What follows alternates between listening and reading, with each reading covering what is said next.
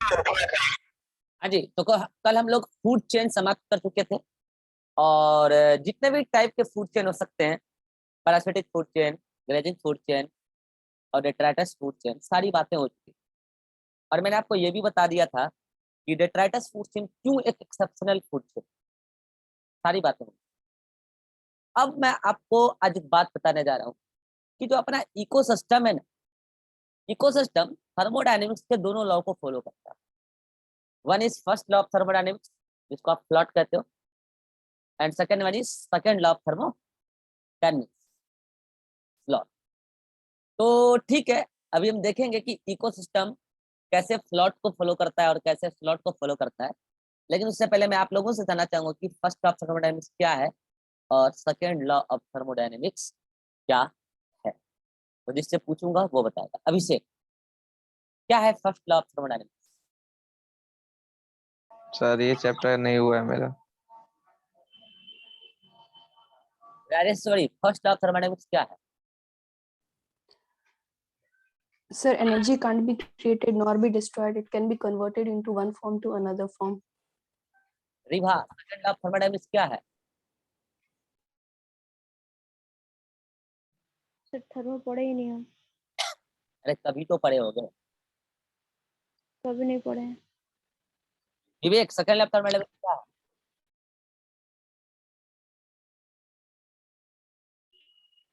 Sir एक system से दूसरे सिस्टम में जो एनर्जी ट्रांसफर होता है और जो लॉस्ट करता है एनवायरनमेंट।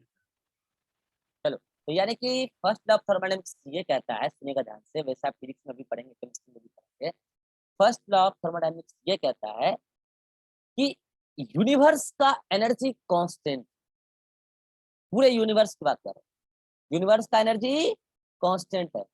एनर्जी ना तो बनाया जा सकता है और ना ही डिस्ट्रॉय किया जा सकता है। पूरे यूनिवर्स में एनर्जी जितना है उतना है, ना नया बन रहा है और ना ही नया क्रिएट हो रहा है, मतलब ना ही डिस्ट्रॉय हो रहा है।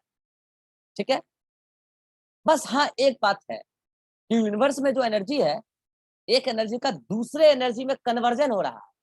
फॉर एग्जाम्पल, कि लाइट एनर्जी केमिकल एनर्जी में कन्वर्ट हो रही है, लाइट एनर्जी से मैकेनिकल एनर्जी में कन्वर्जन हो रहा है, मैकेनिकल वर्क हो रहा है। लाइट एनर्जी हीट एनर्जी में कन्वर्ट हो रही है, केमिकल एनर्जी हीट एनर्जी में कन्वर्ट हो रही है, हीट एनर्जी मैकेनिकल एनर्जी में कन्वर्ट हो रही है। तो फर्स्ट लॉ ऑफ थर्मोडायनेमिक्स क्या कहता है?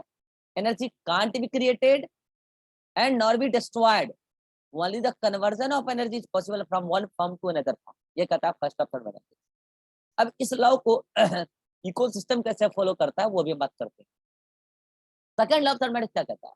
सेकेंड लॉ ऑफ थर्मोडायनेमिक्स कहता है कि जब भी एनर्जी का ट्रांसफर किसी एक सिस्टम से दूसरे सिस्टम में होता है, मान लो कि यहाँ पे एनर्जी थी कुछ और यहाँ से एनर्जी का ट्रांसफर हो रहा है इस सिस्टम में, तो मान लो कि यहाँ 100% एनर्जी थी और यहाँ से एनर्जी का ट्रांसफर हो रहा था यहाँ, तो 100% एनर्जी ट्रांसफर कभी नहीं होगा। जब एनर्जी का ट्रांसफर एक सिस्टम से दूसरे सिस्टम में होता है तो कुछ अमाउंट ऑफ एनर्जी पक्का लॉस होगी, कुछ अमाउंट ऑफ एनर्जी पक्का लॉस होगी, और वो लॉस्ट एनर्जी इन्वायरमेंट में जाके एंट्रोपी क्रिएट करेगी। एंट्रोपी किसको कहते हैं? डिसऑर्डरनेस, रैंडमनेस, रैंडमनेस क्रिएट करेगी। तो सेकंड लॉ ऑफ थर्मोडायनेमिक्स क्या कहता है? When energy transfers from one system to another system, then some amount of energy is lost, and this lost energy creates randomness in universe, in environment, disorderliness। randomness का दूसरा नाम है disorderliness, disarrangement। ठीक है, तो ये कहता है सेकंड लॉ ऑफ थर्मोडायनेमिक्स। अब हम देखते हैं कि हमारा इकोसिस्टम कैसे दोनों लॉ को फॉलो करता है। ऐसे एक काम कीजिए, आप फर्स्ट लॉ ऑफ थर्मोडायनेमिक्स को समझने के लिए एक फूड चेन बना दीजिए, अच्छे से समझ में जाएगा। ये प्रोड्यूसर, पीपी का मतलब प्राइमरी प्रोड्यूसर, जो प्लांट हुआ करता है, प्राइमरी प्रोड्यूसर, उसको कोई खाएगा primary consumer, secondary consumer, and then सब कंज्यूमर या टर्सरी कंज्यूमर। अब आप एक बात याद कीजिए, ठीक है, यहाँ से यहाँ एनर्जी जा रहा है, यहाँ से एनर्जी जा रहा है। अब आप एक बात याद कीजिए कि यहाँ पे सूर्य भगवान थे और उससे लाइट एब्सॉर्ब किया था प्राइमरी प्रोड्यूसर, और ये लाइट एनर्जी था, याद है ना, ये लाइट एनर्जी था। और क्या हो रहा है मेरी बात, रुक जाओ एक मिनट यार। अच्छा ठीक है, पहले पढ़ लो। ये लाइट एनर्जी था, ठीक है, और लाइट एनर्जी को एब्जॉर्ब किया इस प्राइमरी प्रोड्यूसर ने, और आपको पता है कि एब्जॉर्ब मतलब कि एब्जॉर्ब करने के बाद इस लाइट को यूटिलाइज करके इस प्लांट ने, इस प्राइमरी प्रोड्यूसर ने अपने अंदर बायोमास बनाया, अपने अंदर केमिकल बनाया, मतलब केमिकल एनर्जी में कन्वर्ट हो गया। मीन्स यहाँ आप देख पा रहे हैं कि लाइट एनर्जी केमिकल एनर्जी में क्या हो गई, कन्वर्ट हो गई। लाइट एनर्जी केमिकल एनर्जी में कन्वर्ट हो गई, कन्वर्जन ऑफ एनर्जी हुआ है। कोई ऐसा नहीं कहेगा कि प्लांट ने केमिकल एनर्जी क्रिएट किया है, ना ना ना ना, प्लांट ने लाइट एनर्जी को केमिकल एनर्जी में कन्वर्ट किया है। प्लांट की औकात नहीं कि वो केमिकल एनर्जी क्रिएट कर ले, क्रिएट तो हो ही नहीं सकता, ठीक है। नाउ अब इस केमिकल एनर्जी को यह प्लांट खुद मेटाबॉलिक एक्टिविटी में यूज करेगा, मेटाबॉलिज्म में यूज करेगा, और उस दौरान कुछ एनर्जी हीट के फॉर्म में लॉस भी करेगा, खुद भी वो करेगा। देन इस कुछ केमिकल अमाउंट ऑफ एनर्जी को खाएगा कौन, ये प्राइमरी कंज्यूमर। यानी कि केमिकल एनर्जी का क्या हो रहा है, ट्रांसफर हो रहा है, केमिकल एनर्जी का ट्रांसफर। और ये एक सिस्टम है, एक ट्रॉपिक लेवल, एक सिस्टम, और यहां से अगले ट्रॉपिक लेवल पर जब गया तो कुछ एनर्जी लॉस होगा। बोल तो रहे ना, जब एनर्जी एक सिस्टम से अगले सिस्टम में जाएगी तो एनर्जी का लॉस होगा। और आप जानते हैं कि जब एक सिस्टम से अगले सिस्टम में एनर्जी जाती है, एक ट्रॉपिक लेवल से अगले ट्रॉपिक लेवल पर 90% एनर्जी लॉस हो जाती है, और वो लॉस खुद वो करता है जो एनर्जी दे रहा है, तो खुद अपने मेटाबॉलिक एक्टिविटी में लॉस कर रहा है एनर्जी। और दुनिया का कोई भी सिस्टम ऐसा नहीं है जो 100% एफिशिएंट हो, जो 100% एनर्जी का ट्रांसफर कर दे। दुनिया में ऐसा कोई सिस्टम बना ही नहीं है प्रैक्टिकली। तो इकोसिस्टम फिर कौन सा सिस्टम होता है? इसका मतलब आप देख पा रहे हैं कि इसी पर्टिकुलर एग्जांपल से मैंने आपको प्रूफ कर दिया कि हमारा ecosystem first law of thermodynamics को भी फॉलो कर रहा है और सेकंड लॉ ऑफ थर्मोडायनामिक्स को भी फॉलो कर रहा है। कैसे?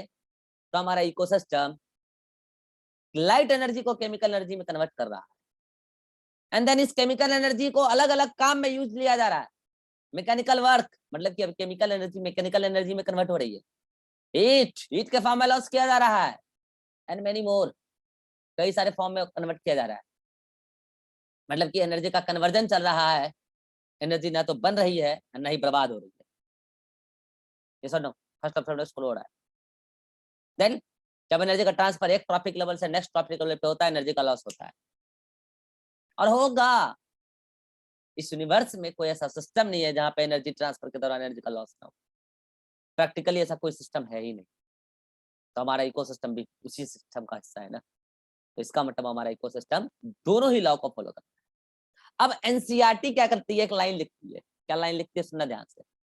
एनसीईआरटी लिखती है ecosystem is not further exempt from the second law of thermodynamics.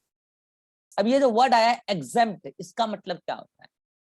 इसका मतलब होता है एक्सेप्शन। तो अब उस लाइन को पढ़ो, ecosystem is not further exception of second law of thermodynamics. तो इस लाइन का देसी वर्जन क्या निकलता है कि ecosystem second law of thermodynamics का भी एक्सेप्शन नहीं है। तो इस लाइन को आप उल्टा समझो कि ecosystem second law of thermodynamics को भी फॉलो करता है, को भी फॉलो करता है। इसका मतलब ecosystem first law of thermodynamics को भी फॉलो करता है। वो एक ही लाइन में कई सारी बात बोल गई। एनसीईआरटी गागर में सागर है। फिर से रिपीट कर रहा हूं, एनसीईआरटी कहती है कि ecosystem is not further except from the second law of thermodynamics. इसका मतलब ecosystem second law of thermodynamics का भी एक्सेप्शन नहीं है। इसका मतलब ecosystem second law of thermodynamics को भी फॉलो करता है, को भी फॉलो करता है। इसका मतलब ecosystem first law of thermodynamics को भी फॉलो करता है। यस और नो?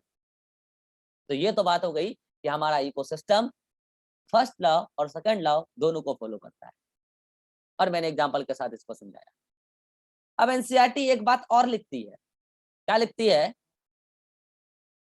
वहां इस वाले दहलीज में, जो स्टार्टिंग वाला दहलीज है, इकोसिस्टम हाँ क्या हुआ, हाँ देखते हैं। अब एक बात और लिखती है एनसीईआरटी। क्या लिखती है कि जब कोई भी सिस्टम हमारे इकोसिस्टम की बात कर रहा है। जब इकोसिस्टम के अंदर किसी भी ऑर्गेनिज्म की आप बात करोगे तो वो ऑर्गेनिज्म एक कांस्टेंट सप्लाई ऑफ एनर्जी मांगता है। काहे मांगता है भाई, सुना ध्यान से। एनसीईआरटी कहती है कि इकोसिस्टम का हर ऑर्गेनिज्म एक कांस्टेंट सप्लाई ऑफ एनर्जी मांगता है। काहे मांगता है? क्योंकि वह अपने अंदर कुछ मॉलिक्यूल का सिंथेसिस लगातार कर रहा है, और आपको पता है कि सिंथेटिक रिएक्शन में एनर्जी की रिक्वायरमेंट होती है। मेटाबॉलिज्म याद करो, पढ़ा रखा है। तो ऑर्गेनिज्म को अपने बायोमोलिक्यूल्स को कंस्ट्रक्ट करने में लगातार एनर्जी चाहिए। अब सुनना ध्यान से। तो जो एनर्जी वो लेगा, तो मुझे एक बात बताओ, आप फिजिक्स पढ़े हो कि नहीं पढ़े हो पता नहीं, इतना बता देता हूं, जहां एनर्जी जाती है वहां रैंडमनेस क्रिएट होता है। तो आप बोलोगे सर तब तो ऑर्गेनिज्म के अंदर अगर एनर्जी घुसा है तो ऑर्गेनिज्म के अंदर तो रैंडमनेस क्रिएट हो जाना चाहिए ना।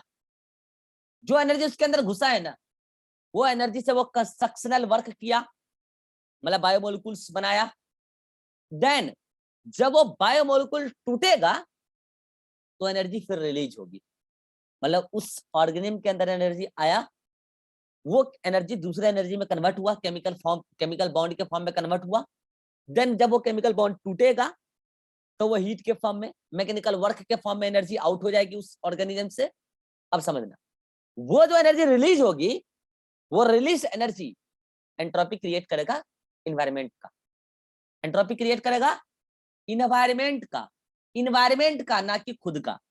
ठीक है, अब समझना एक बात, अगर इन्वायरमेंट में एंट्रोपी क्रिएट होगी तब तो ऐसे इन्वायरमेंट में डिसऑर्डरनेस बढ़ता जाएगा, मतलब इन्वायरमेंट में एनर्जी रिलीज होती रहेगी। तो सुनना ध्यान से, आपके मन में आ रहा होगा सर ऑर्गेनिज्म से एनर्जी निकलती कैसे? फॉर एग्जांपल मैं कह रहा हूं कि कोई ऑर्गेनिज्म है, उसने एनर्जी लिया किस फॉर्म में? फूड के फॉर्म में, खाया पिया, उससे उसको एनर्जी मिला। तो उससे एनर्जी मिला, उससे वो अपना बायोमोलिक्यूल्स बनाया। देन बायोमोलिक्यूल के टूटने से फिर एनर्जी रिलीज हुआ। तो सर ये इससे एनर्जी रिलीज कैसे होती है? यह आज भी रिसर्च का विषय है। ये ऑर्गेनिज्म एनर्जी खाया कैसे, ये तो पता है। ये एनर्जी खाया कैसे, ये तो पता है, फूड के फॉर्म में खाया। देन इससे एनर्जी रिलीज होती है, ये बात तो पक्का है। ऑर्गेनिज्म से एनर्जी रिलीज होती है और एनवायरमेंट में जाती है, ये बात पक्का है। लेकिन वो एनर्जी किस किस फॉर्म में रिलीज होती है? कुछ लोग कहते हैं हीट के फॉर्म में, मैकेनिकल वर्क के फॉर्म में, ठीक है। लेकिन वो एनर्जी रिलीज होकर एनवायरमेंट में जा कहाँ रही है, कैसे जा रही है, या आज भी रिसर्च का विषय है। लेकिन हाँ, इतना तो पक्का है कि इसके अंदर अगर एनर्जी आई है तो इससे एनर्जी निकल भी रही है, और जो एनर्जी निकल रही है वो एनवायरमेंट में जाके इकट्ठा हो रही है, और एनवायरमेंट में disorderness, disarrangement, entropy, randomness create कर रही है। फॉर एग्जांपल अर्थक्वेक का आना, सुनामी का आना, भूकंप का आना, बाढ़ का आना, ये क्या है? ये एनवायरमेंट का डिसऑर्डरनेस है। कितना अच्छा खासा सब कुछ चल रहा था, बाढ़ आया, बिगड़ गया, डिसऑर्डरनेस। कितना अच्छा खासा सब मजे में थे, भूकंप आया, सब बिगड़ गया, डिसऑर्डरनेस। कितना बढ़िया सब चल रहा था, ज्वालामुखी फूट गया, डिसऑर्डरनेस। और ये सब चीजों के पीछे कारण फ्री एनर्जी। इन्वायरमेंट में जब फ्री एनर्जी आता रहता है तो उससे अचानक से एक डिसऑर्डरलीनेस क्रिएट होता है। देन फर्दर उससे कुछ ऑर्गेनिज्म प्रभावित होते हैं, और ऑर्गेनिज्म उस डिसऑर्डरलीनेस से बचने के लिए भागना चाहता है, और भागने के लिए उसको फिर से बायोमोलिक्यूल चाहिए, उसके लिए वो खाता है, फिर उसके अंदर एनर्जी आता है और उससे वो भागता है, और जब वो खाया, एनर्जी आया, भागा, फिर ऑर्गेनिज्म एनर्जी निकाला, फिर इन्वायरमेंट, फिर इन्वायरमेंट में एनर्जी जमा हो रहा है, फिर डिसऑर्डरलीनेस आएगा, फिर वो उससे बचने के लिए, भागने के लिए खाएगा, और खाएगा तो एनर्जी निकालेगा, इन्वायरमेंट में जाएगा, फिर एंट्रोपी क्रिएट होगा, और ये चक्र चलता रहेगा। ये चक्र चलता रहेगा क्योंकि जब एनर्जी का ट्रांसफर एक सिस्टम से दूसरे सिस्टम में होगा तो एनर्जी लॉस होगी ही होगी, और एनर्जी जब लॉस होगी तो एंट्रोपी क्रिएट होगा, और एंट्रोपी जब क्रिएट होगा तो ऑर्गेनिज्म उससे बचने के लिए, भागने के लिए, एनर्जी पाने के लिए खाएगा तो उससे उसको एनर्जी मिलेगा, देन वो फिर एनर्जी को लॉस भी करेगा, फिर एंट्रोपी, फिर वही। This is the second law of thermodynamics. तो अब आपको एनसीईआरटी की लाइन क्लियर होना चाहिए कि कोई भी ऑर्गेनिज्म को लगातार कांस्टेंट सप्लाई ऑफ एनर्जी चाहिए। क्यों चाहिए? क्योंकि अच्छा सुनना एनसीईआरटी क्या लिखते हैं, उसको एनर्जी लगातार इसलिए चाहिए क्योंकि ऑर्गेनिज्म यूनिवर्स के नेचुरल टेंडेंसी के खिलाफ जाना चाहता है। ये क्या बोल गया, सुनो ध्यान से इसको, क्या कह रहा है एनसीईआरटी कि ऑर्गेनिज्म यूनिवर्स के नेचुरल टेंडेंसी के खिलाफ जाना चाहता है। इस बात को समझाना पड़ेगा, समझिए ध्यान से। यूनिवर्स की नेचुरल टेंडेंसी है एंट्रोपी का बढ़ना। यूनिवर्स की नेचुरल टेंडेंसी है एंट्रोपी का बढ़ना, क्योंकि ऑर्गेनिज्म से जब एनर्जी रिलीज होती है तो यूनिवर्स की एनर्जी बढ़ रही है, और एनर्जी बढ़ रही है तो एंट्रोपी बढ़ रही है। मैंने अभी बोला जहां एनर्जी वहां एंट्रोपी, जहां एनर्जी वहां एंट्रोपी। ये एनर्जी फ्री एनर्जी की बात हो रही है, तो यूनिवर्स में फ्री एनर्जी तो एंट्रोपी बढ़ेगी। ऑर्गेनिज्म उसके खिलाफ जाना चाहता है। कैसे जाना चाहता है, सुनेगा ध्यान से। ऑर्गेनिज्म उस डिसऑर्डरलीनेस से भागना चाहता है, उसको अवॉइड करना चाहता है। इसीलिए तो ऑर्गेनिज्म ने उस यूनिवर्स के एनर्जी बढ़ने को रोकना चाहता है। कैसे रोकता है? तो ऑर्गेनिज्म इन्वायरमेंट से ही, यूनिवर्स से ही फूड खाता है, केमिकल एनर्जी आ गया उसके अंदर, इन्वायरमेंट की कुछ एनर्जी को उसने अपने अंदर लिया, और उससे उसके खुद का एंट्रोपी बढ़ा भी नहीं। क्यों? क्योंकि उस एनर्जी को लेके वो कंस्ट्रक्शनल वर्क कर लिया। तो मुझे बताओ, माने कि एक इंडिविजुअल ऑर्गेनिज्म या फिर बहुत सारे ऑर्गेनिज्म मिलके पूरे यूनिवर्स की एंट्रोपी को उतना तो नहीं घटा पाएगा, लेकिन प्रयास तो कर रहा है ना यार, प्रयास तो कर रहा है ना। यूनिवर्स की एनर्जी को अपने अंदर समा लेने की कोशिश तो कर रहा है ना। और अगर यूनिवर्स की एनर्जी अपने अंदर समा लेगा तो बताओ, इससे यूनिवर्स का एंट्रोपी, रैंडमनेस, अरे कुछ तो घटेगा। यही लिखना चाहता है एनसीईआरटी कि ऑर्गेनिज्म लगातार खा के एनर्जी पा रहा है, और ऐसा करके वो यूनिवर्स के नेचुरल टेंडेंसी के खिलाफ जाना चाहता है। मतलब यूनिवर्स के बढ़ रहे डिसऑर्डरनेस को घटाना चाहता है। हाँ, ये अलग बात है कि वो घटा उतना नहीं पाएगा, प्रयास तो कर रहा है। एनसीईआरटी की एक लाइन को समझाने के लिए मैंने आधा घंटा भाषण दे दिया। कितनों को समझ में आया? हाथ खड़ा करो। किसी को कोई डाउट रहेगा तो बोलो। समझ आ गया? अब चलते हैं डायरेक्ट एनसीईआरटी के उसी लाइन पर, वहीं से ज्यादा समझ में आएगी। आ जाइए, वो सारी लाइन आपकी एनसीईआरटी में, आपकी नोट्स में लिखा हुआ है, देख लीजिए। इसी लाइन के बारे में चर्चा तब से हो रही है। First law of thermodynamics and second law of thermodynamics. तो देखिए, फर्स्ट लॉ ऑफ थर्मोडायनेमिक्स तो क्या कहता है, वही बात कि एनर्जी ना तो क्रिएट किया जा सकता है, ना ही डिस्ट्रॉय किया जा सकता है। देखो, सोलर एनर्जी को केमिकल एनर्जी में कन्वर्ट किया प्रोड्यूसर ने, देन इसको खाया कंज्यूमर ने, कंज्यूमर के अंदर केमिकल एनर्जी चला गया, अब ये उसको हीट के फॉर्म में, काइनेटिक एनर्जी के फॉर्म में, मैकेनिकल एनर्जी के फॉर्म में, मेनी मोर एनर्जी के फॉर्म में कन्वर्ट कर देगा। ये तो हुआ first law of thermodynamics. Second law of thermodynamics क्या कहता है, जब एनर्जी एक सिस्टम से दूसरे सिस्टम में जाएगा तो एनर्जी का लॉस पक्का होगा, और वो एनर्जी कहाँ जाएगी? इन्वायरमेंट में जाएगी। क्या करेगी? इन्वायरमेंट का एंट्रोपी बढ़ाएगी, मतलब इन्वायरमेंट में डिस्टर्बेंस क्रिएट करेगी, डिसऑर्डरलीनेस क्रिएट करेगी, रैंडमनेस क्रिएट करेगी। For example earthquake, volcanic eruption, बाढ़, फलाना ढिकाना, ये सब। और इस बात का प्रूफ आपके सामने यहाँ पे देखिए कैसे। जैसे ये एनर्जी 10-10% जा रहा है, 90% लॉस हो रहा है। ये लॉस्ट एनर्जी कैसे लॉस हो रहा है, इन्वायरमेंट में कैसे जा रहा है, ये आज भी रिसर्च का विषय है। समझ रहे क्या? ये तो बात पक्की है ना कि 90% एनर्जी लॉस हो रही है। हाँ, वो लॉस एनर्जी इन्वायरमेंट में कैसे जा रहा है, ये आज भी रिसर्च का विषय है। ये तो हमें भी नहीं पता, आपको भी नहीं पता है, लेकिन जाता है, ये सभी लोग मान रहे हैं। और जाके ये इन्वायरमेंट में एंट्रोपी क्रिएट करता है, एंड देन एक पर्टिकुलर ऑर्गेनिज्म उस एंट्रोपी से बचने के लिए कुछ खाता है, और खा के अपने अंदर उस एनर्जी को समाता है, तो उससे एनवायरनमेंट की कुछ एंट्रोपी बची। लेकिन उस दौरान जब वो उससे उस एनर्जी से कुछ मॉलिक्यूल बनाया, तो बाद में उस मॉलिक्यूल का ब्रेकडाउन भी होता है, फिर एनर्जी सिस्टम में चला जाता है, मतलब कि इन्वायरमेंट में चला जाता है। तो ये चक्र चला के ऑर्गेनिज्म एक हद तक इन्वायरमेंट की एंट्रोपी को बढ़ने से रोकता है, और यही बात यहाँ पे लिखी हुई है, देखिएगा ध्यान से। Further ecosystem are not exempt. देखो यहाँ पे लिखा है ना, एग्जेम्प्ट का मतलब फ्री, एक्सेप्शन मतलब उससे फ्री नहीं है, मतलब उसका भी एक्सेप्शन नहीं है, ये भी आप कह सकते हो। From second law of thermodynamics, they need they का मतलब ऑर्गेनिज्म, दे का मतलब organism, they need a constant supply of energy to synthesize the molecules. मैंने कहा ना, मॉलिक्यूल्स बनाने के लिए उनको लगातार एनर्जी चाहिए।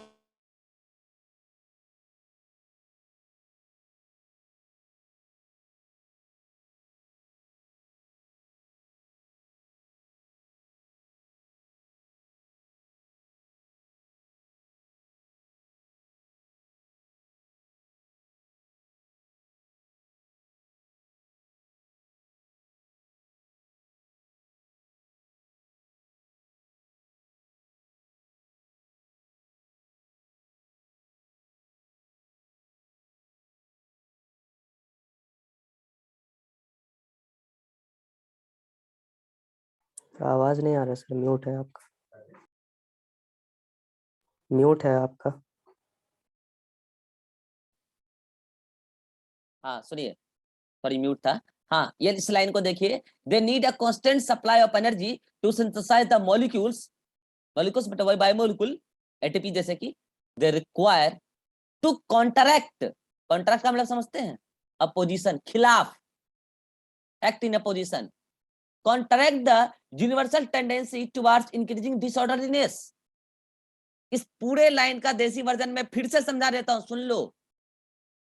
यूनिवर्स में बढ़ रहे डिसऑर्डरलीनेस के खिलाफ जाकर ऑर्गेनिज्म लगातार एनर्जी ले लेता है एनवायरनमेंट से, और वो एनर्जी लेके वो अपने अंदर बायोमोलिक्यूल का सिंथेसिस कर लेता है।